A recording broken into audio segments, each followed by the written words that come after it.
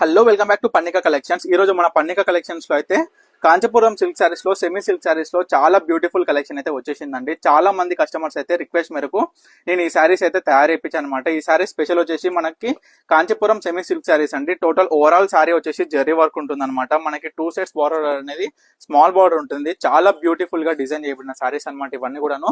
మన దగ్గర ఇవాళ చాలా రీస్టాక్ అయితే అయినాయి. ఈ మోడల్స్ లో చూడండి, చాలా కలర్స్ అయితే రీస్టాక్ అయినాయి.